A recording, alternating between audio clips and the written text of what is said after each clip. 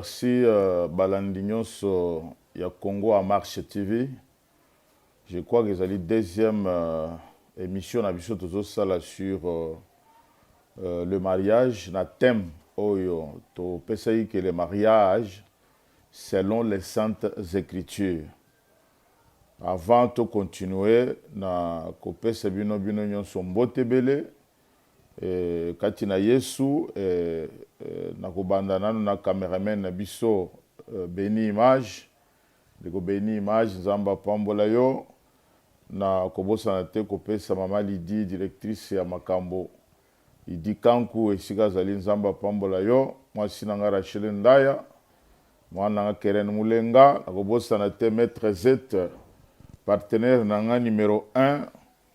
Alors nzamba pambola esika zali na France maître Z mama nga Dina tosuka na nuwana na kobosa na te papa na nga Molimo docteur Job Mukadi na Manchester présentement dans Luanda kati na musala.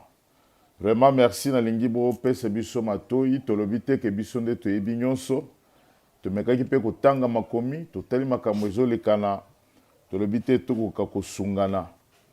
Mariage ndeko mwasi ndeko mobali ezali koyoka yango na musika po yoka elengi nango ifoza na kati ezali koyoka yango musika po koyeba makambo eza na kati ifoza na kati tango zali komona makambo koyoka makambo ko vivre makambo e kopesa biso moyen ya kopesa pe baninga toli 26 ans ya mariage eza likambo mukete pona biso batu tovandi même si tozwa ngolu ya kozwa makambo compliqué ndenge baninga muso bazali te tozwa ngolu wana. Alors tolobaki la fois passée totangaki verset na biso clé oyo ezali kotindika biso na koloba manso tozali koloba dans mokanda ya Genèse chapitre 2 tobandi na verset 18 et lobi l'Éternel Dieu dit il n'est pas bon que l'homme soit seul, je lui ferai une aide semblable à lui. Soki to sauté pour un premier temps dans verset 20 balobi que et l'homme donna des noms à tous les bétails, aux oiseaux du ciel et à tous les animaux de champ.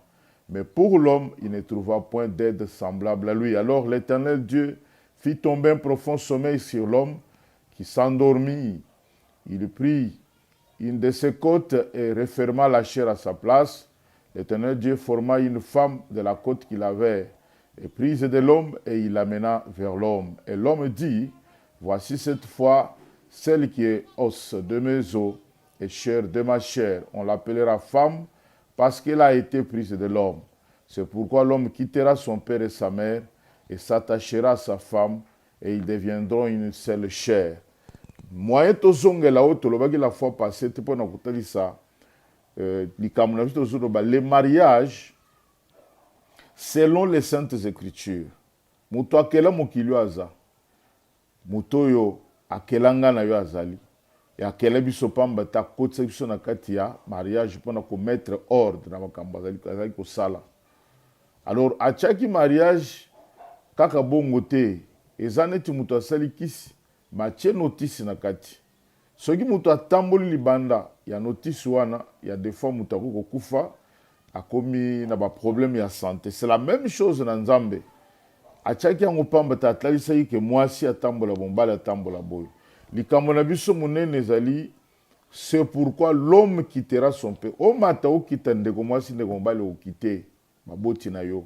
Ndeko mwasi oza deja na kati ya libala o kitaki baboti na yo. Na kosepela kolanda mate oyo elanda okomi retrouver quelque part yo mtoza na kati ya libala obongisi soit na batu ou soit obongisi na Nzambe. Tolobaki complémentarité letine kotisu na libala tolobaki ke kokota na libala tanzo na kati ya libala ezali pona nkembo mobali mwasi nkembo mibale wana etutani ezonyi nkembo epai na Nzambe.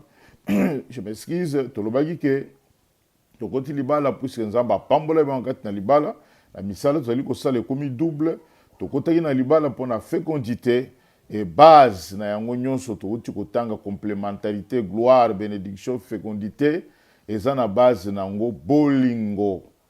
Esko linga ki etango kota ki libala yo lingo kota libala esko linginde ko mwasi linginde ko mobali motuna na tuni yo yango wana. Alors je crois que les loyo soko tali bato bazana kati ya libala soki nzamba lobika bon mobali nyonso azonga na epai na papa na bango bien na famille na bango mwasi nyonso azonga na famille na bango si mango nzamba yekoloba ok so na zongisa bino na ba famille na bino ezali pona tuna etalisa bino oyo alingi kozongela mwasi na yazongela ye oyo alingi kozongela mobali na zongela ye oyo amoniki akoki kokende koluka mwasi mosusu akende na koyebisa mokili mobimba ke ekozala somo kotala ba direction bato bakozwa mwasi moko akokamwa abi moto nakanisaki toza na ye nzoka alingaki nga te mobali kovanda ndenge wana eyali malamu te mingi eutaka obele na ebandeli ya makambo. C'est pourquoi tolobaki l'homme quittera kokite nyonso ça se prépare babongisaka la fois passée na lobaki ke na vie ya mutu ezana ba étape misatu esala ke bato basangana pembeni ya mutu. Étape période ya liboso ezali période ya tant mutu abotami alinga te bato bakozala pembeni na ye baye kotala bebe abotami. Mais étape oyo ba préparaka yango yango komona mama asombi mwa couche papa asombi mwa berceau basombi boye babombi mwa mbongo po mokolo akoya eyebani te etango abotami akutike makambo mosusu ezalaki déjà préparé ndoko komona mama azokende pa munganga. Étape ya mibale oyo moto asalaka asangisa bato mbene eza ntango ya mariage. Avant toloba ya mariage étape ya misatu ezali ya liwa ata liwa ya moto apreparaka yango ya koloba na kotambola boye te na koyi kokufa noki na kotambola boye te na kotika na banyongo koya kokufa na te na banyongo bato na kotambola boye te mpo nzambe alingi boye te na koya kokende lifelo abongamaka mpo ke un jour akende lifelo tobi azo problème na motu te pe oyo tozolobela bapreparaka yango mpe lisusu daor na oyo ya liwa ya même des gens bazosomba déjà place na cimetière abongisi déjà bambongo ke soki boyoki na kufi mbongo eza place bobosala eza nango lisumu te. Et mariage aussi, ça se prépare. Na kovanda wapi to pesa ki ba verser, ya ke muto ko banda guerre te sans kayeba ba subi bibudeli na zanango ba soda boni na zana bango. Alors mariage ba prépare ka yango. Mwana mwasi otelemi ozokende libala. Mwana mobali otelemi ozokende kobala. Est-ce que ozali ya kokoka? Est-ce que papa maman va préparer qui? Est-ce que tu n'as papa na maman que maman n'engue toza boy papa n'engue toza boy? Est-ce que na ko vendre na moi si ba défaut na ngezanine ba parent tant bozomo na bana? Est-ce que vous voulez reprocher ou bien vous avez ça yo ngolo ko bala ko mona makambo zo sala o kende ko sala ko ne ko bebela yo te? C'est pourquoi dans les églises il y a toujours des réunions de jeunes ya ba maman bazo bongisa bato ba ko talibala. Sinon okozala lokola poison pona ndeko mobali ndeko mwasi ya vivre vie mobimba na kati ya pasi. Quand nous parlons de la préparation tout somone la teli ya mutu po garçon yo wano kangi suki yo wano jembelishi pantalon matisana no pantalon okende kotalika mbako bala ye parent on yakondima mutu na la teli modelo yo la tiwa na suki yo za nango wana langage ezaka ka malamu te ba préparaka langage façon ko répondre façon ko loba. Nyonso ça se prépare sinon ekoluke le problème kolamba oyo mwasi foi ba kolamba ko torsionner soin ya ndaku soin ya nzoto nyonso wana ezale ngambo mbali ngambo mwasi ça se prépare. Si un garçon par exemple a sokolaka te baloba kipa ko sokola te akokende nango tie pa na ye ça serait un problème avec sa femme et okomona mwasi akomi têtu osoyeba te likambo eza nzoka likambo eza ke mutoyo asokolaka te. Tokoki ko bombela binote dans des préparatifs il faut que yeba peke mwana mobali est-ce que sexuellement azalia kokoka mwana mwasi sexuellement azalia kokoka ba parents il faut basala devoir on batala mwana mobali nga zokola batala mwana mwasi fanda na mwana mwasi comme une fille disait à sa maman bon nazo comprendre te ndenge vana zo kaniti muto asimbanga mwana nzoto tout ça. Donc vous voyez ça se fait sentir que likambo ezali c'est kazalia kokoka. Eza nango demote ya obanda ko benga eza posa nzamba chaki kati na yo ndeko mobali ndeko mwasi po ete okoka kozala malamu ebele bakota kuna na sina kata likambo ya mutu bana 5 ayebi ezalaka ndenge nini nzoka yango nde ezalaki trouble na kati ya ndako ntango topesi toli totalisi mutu akei ayelaka carte ya $5 baza koteka kala ya Vodacom nzamba pambola yo parce que ozongisi kimia mpe makambo na yebaki te na yebi mais bana 5 10 oyo mobali akopike même crise akei. Alors tout ça se prépare. donc désir ezali likambo mwana mwasi nyonso efo ayeba aza kokoka to te, donc baboti bayeba mwana aza normal ou pas, eza nango mabe te. Alors dans des donc préparatifs tolobi, il faut les rappeler dans le service de délivrance pour na kokoloba te que une fille azaki sorcière ou mwana mobali asimbaki bakisi aza na droit à mariage te, soko aleki na délivrance milimo wana ekei moto akangolami. Donc toza na makambo bilenge ezala bino bato boza na kati ya libala, bokota libala bosala repentance te, bokota libala et puis après repentance il faut qu'il y ait une prière. Est-ce que osalaka repentance? Toza nanu mwana mwasi ashina bana mibali ashina bango ti akosaka kaka bango akosaka ti abi retrouver na libala. Mwana mobali oyo akei na baarrangement esimbaka te ake na kanda mbongo na yo oliaki oyebi lisusu likambo koloba te. Donc yo mpo na yo obosani ekenda ndenge wana te, babiloko wana elandaka bato puisque onyokoli motema motu quelque part na temps wana yo koloba te ke soki okotaki nyongo na mokili etango ye pa na nzambe okofuta nyongo wana te, non. Donc bao baza na libala batala nini tosimba, nini toloba, nini tosala, est-ce que natiki baboti bien, est-ce que naza na problème na mutu songolo olongwa peut-être mobali wana ozwa kazaka ya yote mwasi wana ozwaki soko détournaki ye, est-ce que osalaka kisi mutu nyonso azonga kati na ya tala ndenge na sangajaki zande olia kobanda kokondane nzambe lelo nzoka yo moko ozali problème. Et tala pe yo mutu ozoinga kokota libala, est-ce que ozali préparé pona yango kotubela omona na musai na nzambe. C'est pourquoi nalobaki la fois passée que je m'excuse puisque na pesaki numéro ya Vodacom pona baba koluka toli, et il faut que ce numéro ya WhatsApp 099 59 71 111 Freddy Moulenga. Alors tozo continue bokolo tango basali service à délivrance, tango mutu a se préparer, mutu a bongami amoni ke ok naza prêt pona libala. Likambo ya liboso akutanaka na bato tokobenga ba proposer na français bazali koloba ke ezali mutu moko tozali nanu ko examiner ye. Donc ezane telo moko bazali ke na ona délibération, ezane ti concours kotala eske mwasi oyo akoki, eske ndenge na moneli na sepeli ne sape ale oyo pe atali mobali oyo ndenge moko. Ezali na terme so benga prétendant, donc celui qui prétend et qui aspire à une chose, celui qui aspire à la main d'une femme. Donc c'est un prétendant au tali que non na talibasi ebele na moni ko mwana mwasi sebesi na tikana pusana na solo quand même na yena yeba suki ndenge nini. Tango évoluer tokomaka na étape zo benga fiançailles bazo ba na français que c'est engagement de se marier. Engagement de se marier que prennent deux personnes de sexe opposé, généralement en présence de membres de leur famille et quelquefois en présence d'un prêtre.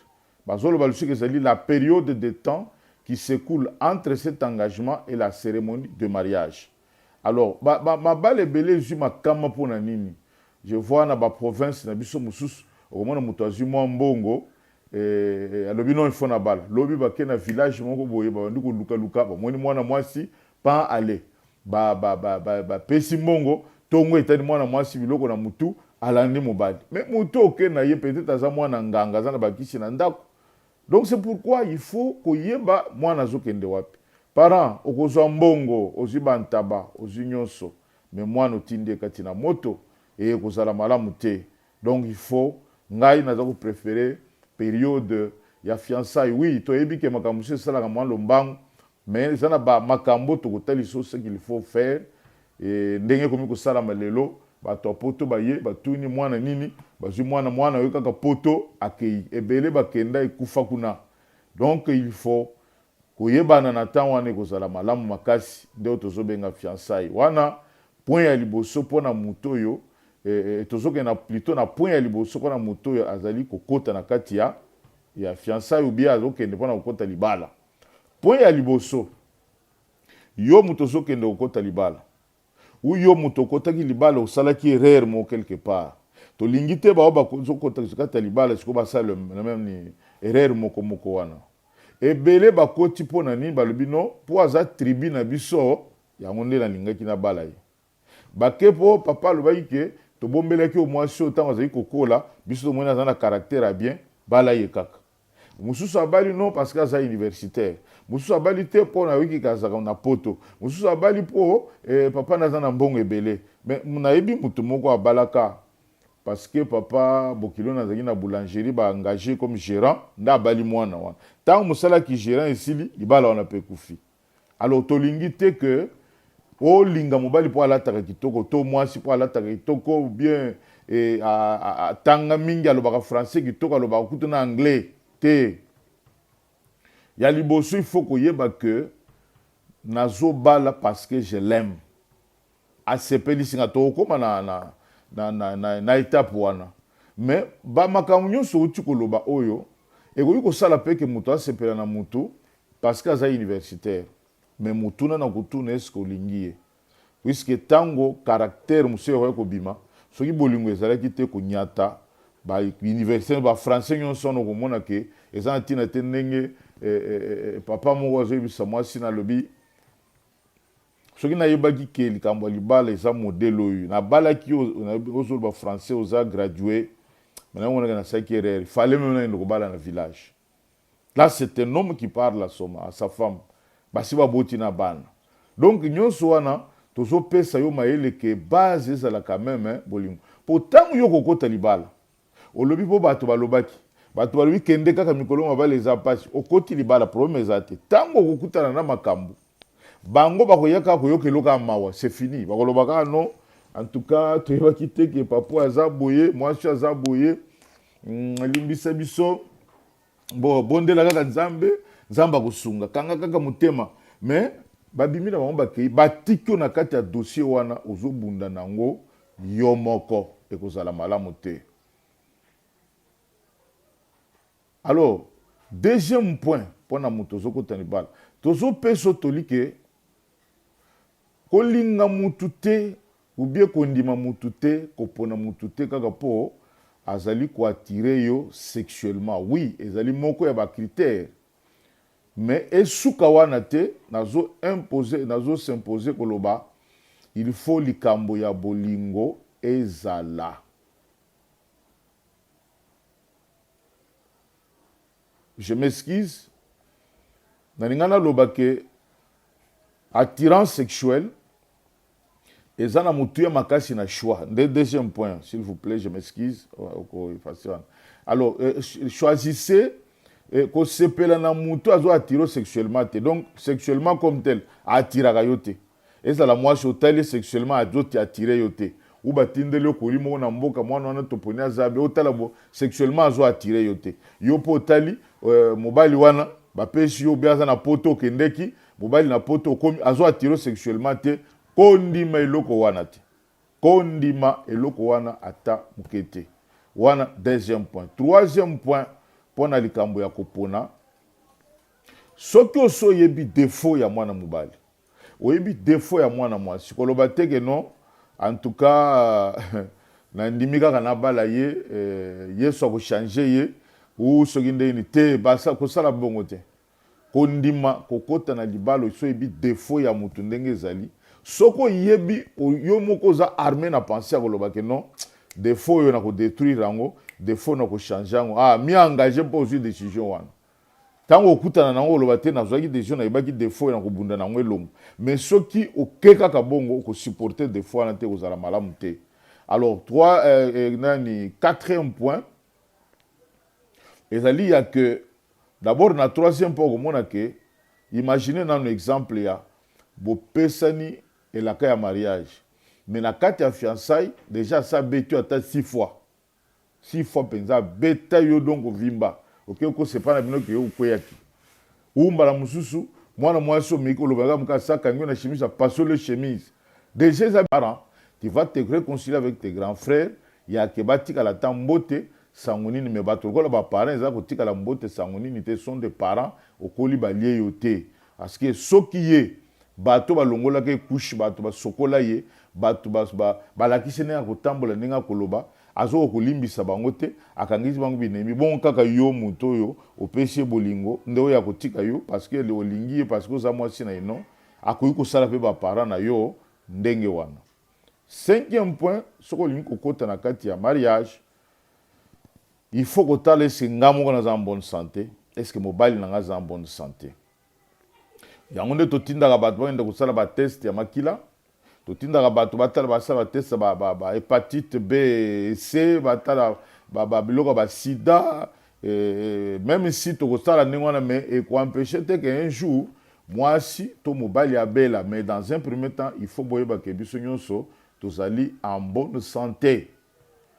Il faut que yeba pe lisusu ke mobile on azobala moi si on azobala ya on tolobaki ke il faut moi si avoir que ndata leska azali kokoka mbetu mobile aza capable na mbetu alors il faut que tala ke est-ce que nazo épouser muto ya zali unique o bazo benga unique bango ba salama pona libala te ya ba o ba sala ka bango pona royo ba misala pona royaume de Dieu ba muso ba sala ba mpo ba te ba ndaka ba konzi muso abota mandenge wana azalaka ne na ndaku te azalaka ne kuna te alors ko kende ko bala te mutu ndenge wana avandi kimi azoloba te bazo seka ngai alors yoke ko kwena mutu ndenge wana ko tuna ngate ke to koyeba ndenge ba minganga bazali ye moko azali tuna mituna botuna na mituna bomoni ke ya ça ne va pas bokende pa ba minganga na lobite okende ko meka ndenge batu ba meka kawana alors bao ba salaire ba bala kaka ndenge wana ba se retrouver bazana bana ya SS alongwa na ko bala mwasi musuke na bota na mwasi wana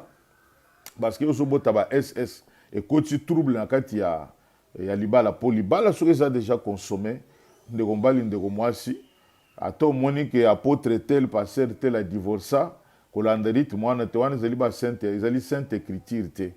Donc sixième point ezali ya ke na lingi base même si toya ko aborder loko mususu base ya makriba bakamu nyonso uti koloba ezala bolingo l'amour. Il faut que linga muto attire sexuellement. Il faut que linga peut en dehors de sexe au lingi au sentir que je l'aime. Parce que ce que lingi ko supporter ba bêtise na union sou bien ba makamune nyonso ya mabe. Donc amour il faut pas que tant toujours ba est-ce que lingi ko confondre amour na convoitise te.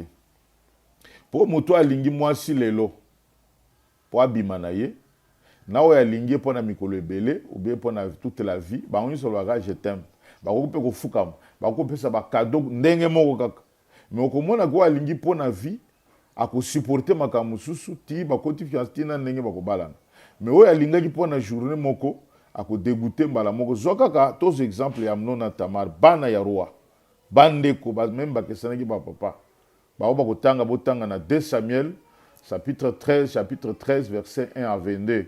Okomona ka amno alelaki leki na ye bazolo bapeke leki na zali kitoko asalaki violence sur sa petite sœur a violé mais na suka kaka silisi ale telema bima ndeko na ye aza kitoko alukaki asala oya mona ko sala mais asilisi babika ye ko yina ye ko leka na bolingo azalaki nango ndo mona bana basi mususu mbala zolela yo ko yembelo banzembo tout ça ko koma ba poème tango zika zembo wangani ba ye o ba memi pa na bango ba ko faire souffrir yo makasi.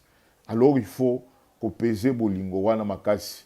Septième point ezali ke tango olingi mutu wana vérifier est-ce que azali mo Kristo ya solo. Est-ce que azwa baptême? Est-ce que ndimela Yesu ko mo konsi mo bikisi na ya azwa baptême kati na nkolo Yesu? Est-ce qu'à Molimo Santo? Est-ce qu'à l'école délivrance? Est-ce qu'à ce semble une église à bien? Puisque nous voyons aujourd'hui, nous sommes l'église de réveil. À quel moment nous sommes musulmans? Nous sommes les moko salama kandengwana tolobiti tolembi. Tisuka ne toloba mwatsa kufa atika bana 4. Parce que nous sommes musulmans zolo papa mais bana na ngayo ngana boti bakomi ko ya bazo bwa kelanga moto. Alors, musulmans na bambilika na eko simba te. Hôtel on notal mubala muta kimbangu. Non, quand même nous ne voulons pas entrer dans la religion batebele mais vous avez des pasteurs esika bokendaka bate ya kabino quand même que biloko zongone ba kimbangu catholique ba biloko nyonso wana ba musulmans ba église mususu soit disant église. Non. Et il faut pas aller se marier na mupagano lobi que non, il faut tokoka nzamba ko changer. Jamais Nzamba ko changer. Salomon azaki mutu ya mayele belé. azali na nzambe mais bible ezotala biso akende nzambe apekisaki kobala basi ya bikolo mosusu te bakoya koincline motema na yo na banzambe na bango atiaki tembe abalaki salomo akomaki kongumbemela bikeko ya basi na ye epesaki nzambe kanda divisaki royaume alors soki otali mpe okomona ke basi ya Esawu bazalaki basi ya bikolo mosusu mais mama na bango mama Rebeka ayebisi mobali na ye ke soki Jacob ake kobala basi ya bikolo mosusu oyo vraiment mieux faut kutu na kufa parce que basi ya Esawu mibale bazalaki amertume na motema ya mama bokilo na bango donc yango tosoloba moboti kolia ntaba te mwana ake kobala musulman kolia ntaba te olie mbongo ozwi elamba mpo mwana bali make na maboko ya nani pour quelle raison komona meme na kati ya bible bato koloba Néhémie soki otangi Néhémie 13 23 27 ennemi abetaki kutu bamosusu akati bango basuki tout ça mpo nani boke kobala bana na basi ya bikolo mosusu mais bato wana nzambe ndakela bango wana kokenda ata kosilisa totanga verset moko na toza na mokanda ya Deutéronome chapitre 7 oyoka nanu makambo oyo ezali awa donc tozotanga na Deutéronome chapitre 7 na bandi na verset 3 elobi boye tu ne contracteras point de mariage avec ce peuple tu ne donneras point tes filles à leurs fils et tu ne prendras point leurs filles pour tes fils car ils détourneraient de moi tes fils qui serviraient d'autres dieux, et la colère de l'Éternel s'enflammerait contre vous. Il te détruirait promptement. Voici au contraire comment vous agirez à leur égard. Vous renverserez leurs autels, vous briserez leurs statues, vous abattrez leurs idoles, et vous brûlerez au feu leurs images taillées. Car tu es un peuple saint pour l'Éternel ton Dieu. L'Éternel ton Dieu t'a choisi pour que tu fasses un peuple qui lui appartient entre tous les peuples qui sont sur la face de la terre. Et ce n'est point parce que vous surpassez en nombre tout le peuple que l'Éternel s'est attaché à vous et que vous a choisi car vous êtes le moindre de tout le peuple. Mais parce que l'Éternel vous aime, parce qu'il a voulu tenir les serments qu'il avait fait à vos pères, et ainsi de suite. Donc, mais azui bana Israël atie bango pembeni ndenge lelo azui église atie bango biso pembeni ayebisi bango même si bao wana baza batunga na kela mais bino okoki kocontracter mariage na bango te bana bino basi babala bango te bana no mibali babala bango te pourquoi puisque bako détourner bino boko banda kongumba mele biloko na bango banzambe na bango banda kosala makambo eza yango te et trop le nzamba ko lo non baza batunga ngo changer bango tout ça. Mais il m'a bouilli. Alors, pourquoi biso pour na kobala selon ndenge makomi lobby au moins moi salbino na bongo lycée mutema. Mais une fille avait fait comme ça. A bali garçon ayi a bise no bongo la mutema bongo balanga. Wana ndimele yeso aya kutu mutaliboso avanda kaliboso apesa ka bambongo asala nyos ina ne babalani. Kaka butu babalani butu tombu na kati ya butu ala musela muka. Akuti mobala omele likaya apozomele likaya yo muto sobonga no okomi serviteur abino no yo yusayenga gina bongo la mutema ona bala yo na bongo la mutema na bali yo alors problème sili na songi likaya na ngai e koma ki butu moi ndondo mwana mwasi moko na hôpital abimisi résultat examen ali maman na boya ki libalo yo ne boloba kaka na bala tala résultat ya moyo. Et moi, je suis plus donc, au Kolobananga, papa n'a pas kala. Yo za papa ya kala te.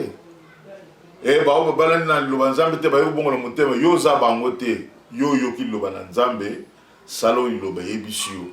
Pour tout na pe ba mususu na ba olubi ba la kala wana ba yebana te et ba yebaka nzambe te. Tout na bango komona ba zo vivre calvaire. Donc ezali toli na kopesa yo muto nyoko te libala pona mo Kristo muto andimi Yesu ro mo konzo bikisi na ye batu bazana ba biloko ebele zanga tina. Je crois que vous en a pasteur et siko zali il faut qu'on mette mon mobile na yo fiancé ne pas passer à koyeba ndenga kopesa toli. Donc je crois que conseil na kokai kosilisa nango yango wana.